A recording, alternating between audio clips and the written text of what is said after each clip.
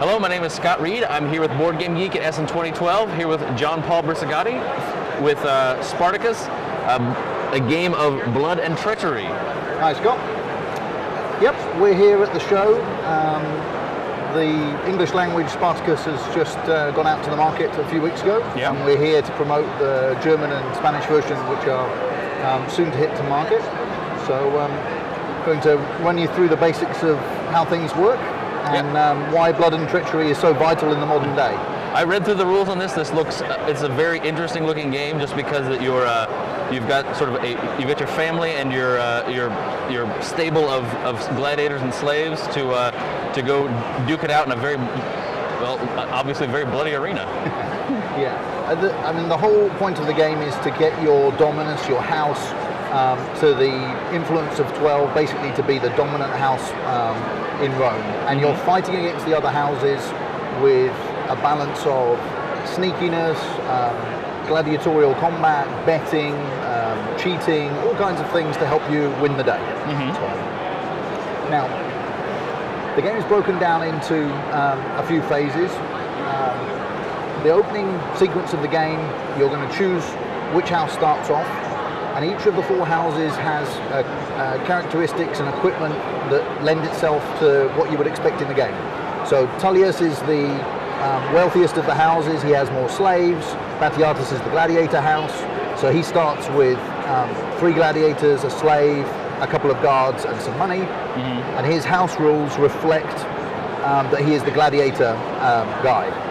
So he gets the benefit the more gladiators he has, and he gets to use these rules to help add his influence. Each of the other houses, as I said, Tullius with the slaves, Glaber with the guards, and Solonius, who is a bit of everything. He benefits from having an equal number of everything to help him move forward. As the game kicks off, you're randomly deciding who goes first, and at the beginning it's the only time that you're being nice to each other. Once you get the ball rolling, who's the host, who wins the privilege of controlling the games, that's where all the power comes in. So you kick off by refreshing cards, healing wounded gladiators, which at the beginning nobody's hurt, and balancing your house, paying for the upkeep of your house. Gladiators eat lots of food, slaves make you some money.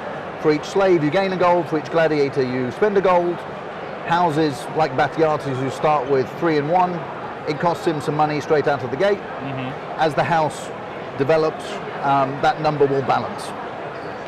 It's only really important when you're broke, or if you have lots of one and not enough of the other. So if you happen to own 5 gladiators and no slaves at some point, you'll be handing out money constantly, and it gives the other players a chance to really get in and kick you while you're down. So the trick's to try and keep a little bit of everything in play. Otherwise you find that a lot of the cards take advantage of, you've run out of gold, you run out of slaves, you run out of gladiators, you're clearly weak, you don't deserve to succeed, and everybody will jump on you and push you further away from dominance. Second phase is the intrigue phase. There is a deck of intrigue cards that come in 2 formats. Blue cards for schemes that you play. They vary in intensity, and they have 2 important bits of information on them.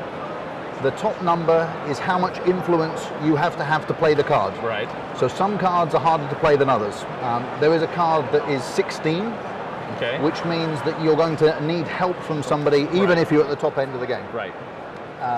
Gaining help, along with pretty much all the nuances of the game, is about asking, bribing, offering money, but you need combined influence between you and whoever will help you, higher than the top score to play that card. The bottom number is the gold value of that card should you just not want to play it and cash it in. Sure. There are definitely times when some cards just seem not worth holding onto your hand, because your hand of cards is restricted by your influence. As your influence grows, you can hold more cards. So 5, 6, and if you're playing the very long game, having Right. 3 means you're going to burn cards for gold. Sure. So blue cards, they are played in the intrigue phase, and you go player to player. You play, you get 3 cards each in the first round, and you don't have to play them, you can hold on to them, you can play them all, but you play player by player. So I will play my 3 cards. As I play them, people can choose to let me play them. So in this case, Black Market Profits, I play that card, I have Influence 7, I get 5 gold. Right. If somebody wanted to stop me, they can use one of their guard cards to block it, but when it's things that don't affect me directly, it's unlikely. It's Right. better to save these for when somebody's trying to punish you. Sure. Other cards like the I suppose the most contentious card when we came to talking with Stars about what we could put on cards and not, but the spread cheeks wide, dun, dun, dun. You lose 2 influence for every other Dominus loses 1 influence. This is a absolute, I can't win, so I'm going to hurt everybody else. Yeah. And you're bringing everybody else down with you. Right. It's a bit of a sacrifice, and it can only be foiled by the Jupiter's Clock card, which is its matching pair. There's only 1 of each.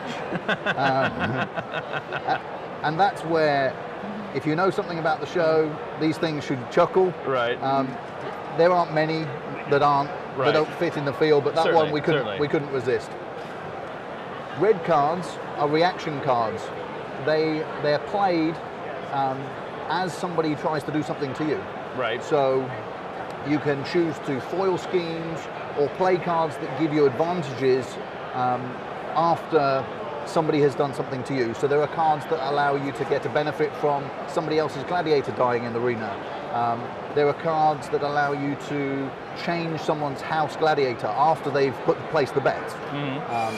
All of these things to slightly manipulate either the outcome of the arena, the betting, anything to gain the upper hand. Right. Which, underlying all the rules, is that you are the rules to guide you on how to compete against each other don't get in the way of the fact that bribery and corruption is rife. So you can make any deal for any gold, promising anything you like with any of the other players throughout the game, and they can either honor those agreements or choose to just say, sorry, the card says what it says. Right. I know we agreed, but Sure. this is not the moment I'm going to pay my debt. I remember that from the rules reading as well, was that when for some of these scheme cards, when asking somebody if they will share their influence in that, is that you can make negotiations, but you don't necessarily have to reveal exactly what is on the influence card that's coming out. And the promises can be as vague as, I need help. Will somebody lend me 5 influence, and I promise the card will not impact on you. Right. And there's a 12 influence one that gives Right. you 7 gold. Right. Now, as the other players around the table, you can be nice and say, of course, I'll lend you my influence. Yes. John Paul, no problem, I trust Right. you. Which is foolish, but you might as well. Or you can say, my influence will cost you 2 gold. Sure. And someone might say, okay.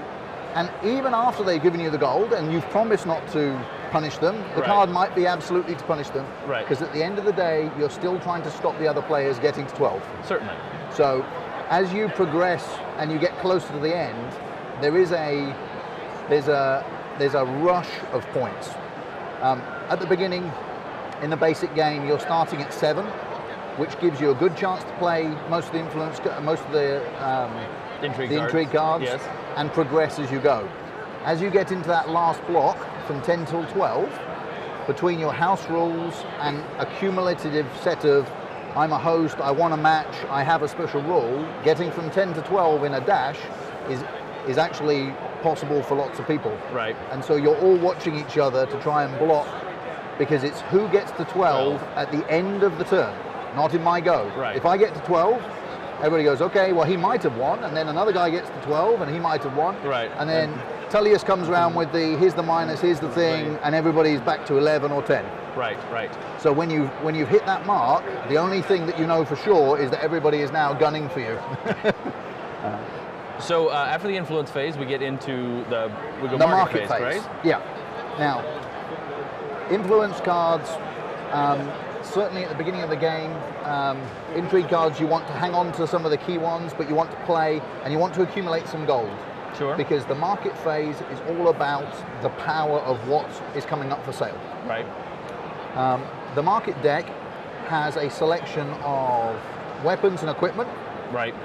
slaves, and gladiators. It's a random mix in terms of the balance, and what you are doing is picking 4 cards when there are 4 of you playing, and we are going to blind auction as each card is revealed, come up with our hands and bid for the things. So at this point all our money is visible, but we take it off the table. So we put it in our hands. That's why keeping a bit of a track on what people have got until that point is useful. We flick over the first card and say, we are now bidding for a shield. Right. We secretly decide how much we think the shield is worth. We all put our hands up. When everybody's ready, we flip over. You have bid 2, I have bid 1. You have won the shield. You put the money in the bank. I keep my money, so I lost my bid in the auction house. Right. And we progress all the way through. Another piece of armor. Sure. A slave. Different items have varying values. Yeah. Tullius's house, because his special rule is about exhausting free slaves. Slaves are definitely worth more for him. Batiatus gladiators. But everybody wants a serious gladiator. Right. You will be absolutely running behind the pack if you haven't got somebody to compete in the arena, because aside from hosting, the gladiator that wins the combat gets an influence. Right. And the more wins you get, the better the gold your gladiator is going to earn, and the harder he is to kill. Right. So when Spartacus comes up, we started with 10 or 11. If he happened to be drawn in the first one, it's probably worth a good 7, 8. And later when you've got piles, if you don't have a serious gladiator, he's worth bidding on. Sure. So let's assume you got the shield and I was lucky and I got Spartacus. Right. The final part of the market phase is the bid for host. This is worth 1 influence, but it also gives you control over who gets to fight in the arena. You get to issue the invites, and you get to not quite dictate, but certainly guide the outcome of both the fighting, who you're going to help, and how the wagers work. It's exactly the same as bidding for other things. We all put our hands up, we flick the coins over. I bid 5. You are hosting is mine. When 2 people have bid the same money, we both put it down and we go again. Right.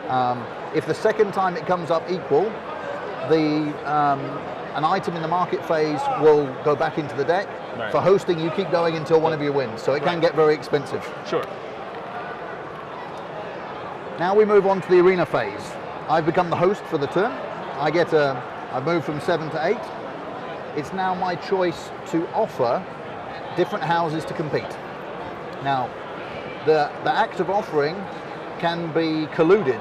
You can say to me, you know, John Paul, I'd like to fight, and I'll give you 3 gold. And more, I'll give you another 3 because I'd like to fight Salonius, because I see he's only got a really bad gladiator and I've got a champion, so that's a 1 point for me, and I would happily take your money. Sure. There are obviously times where I don't want to even take your money because the balance, and we decide, okay, it's you and me fighting this turn. You put your gladiator in his starting place, I put mine, your starting gladiator, you have Onomaeus for the sake of the example. Making it a good fight. Because he's a good fight, and you have a piece of equipment. Right. Now the equipment comes in 3 colors. Right. And you can have 1 blue, 1 black, 1 red, each one influencing your defense, your attack, or your speed. So a fully tooled gladiator is much more daunting than an individual. The named ones from the show, with special rules and serious stat lines, Spartacus being the top of the tree, Gannicus, Theocles, these guys are frightening. So the combat can be very one-sided unless they're fighting against each other. Once you have accepted the offer of joining the fight, and I have, we decide what gladiators are going to go down. I say, that's mine. You pop Onomaeus, you put whatever equipment you want on. Got the shield and the net 2. I can do the net 2 since you gave that to me. Yeah. It's a bonus. Most of the equipment's one-off use. but absolutely will help tip the scale. Right. Before combat begins, we place bets. Right. You can place a maximum of 3 gold, use your little house marker, and 3 gold on victory for each of the starting ones. Right. Oops, sorry. Yep. I'm 1 and we're 2. 2. So victory 1 is Spartacus, so I'm feeling confident. I'm going to bet my Right. maximum, and I get 1 to 1. And I'm feeling so confident that I'm also going to bet on the fact that Spartacus is going to injure you. Not only Right. win, I'm But going to injure you. Right.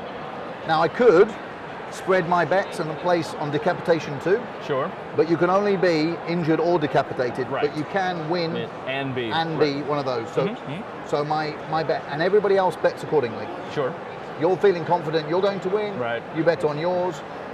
When you're the player placing the gladiator, you can't bet against your own guy. Of course. Yeah. That's considered very bad luck for the gods. Bad form, right. Bad form. You're tempting fate. Now the combat system, very straightforward because it relies on the attack, defense and speed numbers, Right. and that represents how many dice you are using to fight, defend or attack, or move.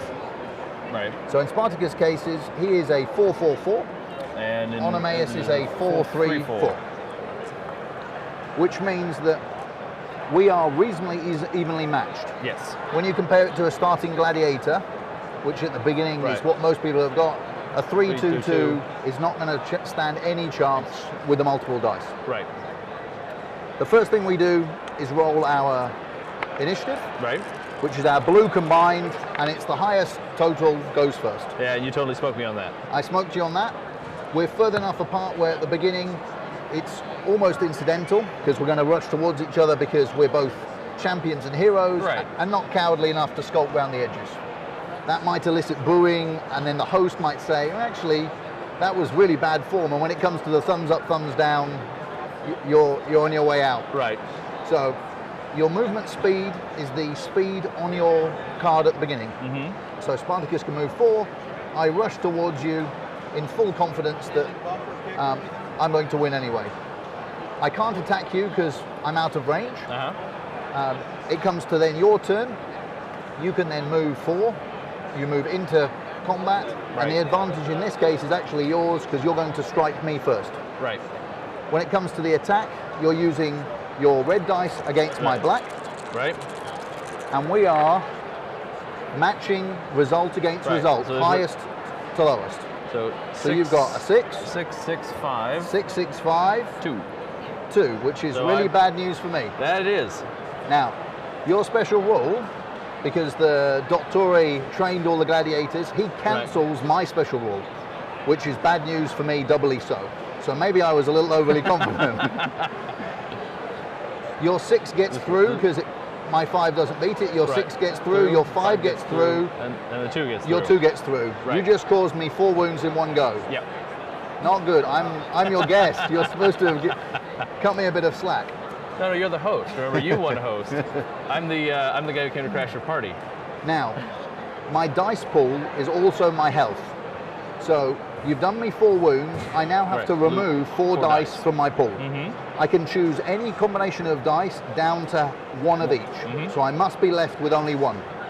All right. Good. So you're gonna lose 3 dice, or you're gonna lose I'm going to lose 4 dice. 4 so dice, but 3 of them you decide from your speed pool. I'm going to take 3 from my speed, and I'm probably going to take 1 from my defense, hoping that my attacks are going to hit you back. Right. Now, the bad Okay. news is that that was the end of that turn because Right. you moved into me, I Right. moved. Now, when it comes Now to with initiative, I'm probably you are going to likely, beat you. you're probably going to beat me. Yes. Yep. Handily. And so I have to endure another round of fighting. Right. So because I'm going to, I have the advantage, and I can choose to attack. You're going to now first. strike me Right. first. So we do And this 4 dance against again, 3. which is In this looks case, like I've been a little bit luckier. yeah, because So I blocked the first 2. the 3s match, and I get 1 more You injury got 1 on more you. through. Now And, the and 4th that's dice, right, and 1 unopposed. if it's unopposed, it must be a 3 or more. That's right. get That's through. right. I do remember that. So actually this time So- only 1 got through, Sure. which is slightly better. I will take 1 defense off. Defense die, and now Because you're going to come at me I'm going to come at you like with a my spider 4 monkey. and roll terribly badly. And Looks like I It blocks, blocked. blocks. And So Spartacus is clearly not on form today. he is past his prime. But so we continue with this. We continue with this until I am down to One one, each. 1 and 1. Right. This is at a point where I'm either going to suffer a loss, Right. and you are victorious Right. by taking 1 dice off me in a single turn. Right. You can injure me by taking 2 2. off, or if, in this But- case, with yeah. 4 dice, you might well do 3 wounds like you did in the opening. Right. I am decapitated. Decapitation. My head is rolling on the sand. Right. I'm doomed. Crying. Much sadness is to be had. Now, The gladiator that wins gains favor right. and 1 influence for your house. He is now, when he goes to fight, going to earn you more gold, and with favor, when it comes to winning and losing, the host gets to say yes or no. Any gladiator with favor will cost the host a minus for thumbs down. Right. So you're protecting your assets by making your gladiators durable to the point that 3 victories makes him a champion, and he the host absolutely host no cannot thumbs say down. No. Because Right. the crowd would riot. You could Right. just imagine it.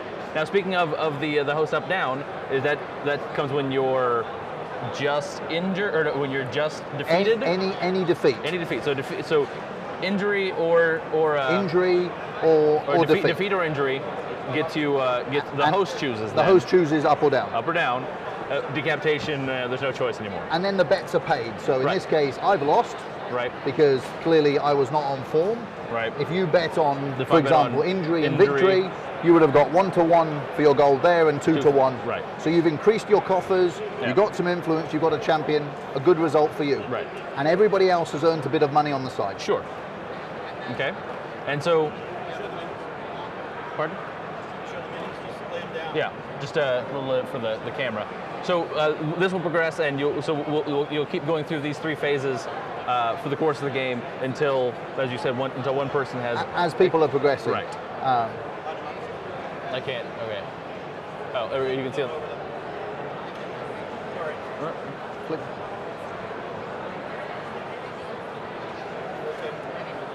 What? Oh, that way around. Yeah, sorry. I think. There we are. Okay. So this continues, and we're back around to the upkeep phase, and we maintain this flow, hoping to gain the upper hand and the advantage at any one point. Right. As your wealth, your gladiators succeed. Sometimes winning in the arena will give you the upper hand. Sometimes just betting on the side and picking away at the others. Sure. It definitely is a weak get picked on quick. The strongest get tried to be held back. So the balancing act is not just following the rules of the game, but using the knowledge of the people you're playing with. It plays so well with people who know each other. Right. Where you say, I actually already know you, Scott. Sure. I know where your weakness is, and I'm going to take advantage of it. You're going to do the same to me. Right. I'll promise you things that I'm clearly not going to commit to. But at that moment, trying to get the upper hand for who gets to 12 at the end and is, the winning house for this moment in time. Next week, fortunes change, the gods have become fickle, and we play again, and the outcome could be very different. The basic game, starting at 7, 4 players will last somewhere between 90 minutes and 2 hours. Right. Because you can start at any point along the track. Right. Having quick games, certainly the demo games at the show, we're starting in the end phase just to speed things up. Right, give already a flavor of it. And a full evenings one is where right from the beginning you're really getting the feel, like a long evening of poker. Right. You want to feel people out as you go. Certainly. Well, wonderful. Well, thank you so much for presenting this for us. This looks very wonderful. The miniatures look fantastic. The incorporation of the shots from the television series looks very good, and I see this as a game of intrigue and take that between a group of players. It looks wonderful. We're very happy. I mean, it's our first board game out of the GF9 business, but getting that balance between good mechanics, good fundamental repeat play, and also loving the material. We made this game because we thought the show was great, and that combination of the show content and the feel, but a game that even if you know nothing about the show, it won't take you long to get I actually like how this plays, and And who doesn't like an evening where you get to stab your friends in the back? It's, you know, Indeed. it's what good gaming's all about. All right, wonderful. Well, thank you so much. My pleasure.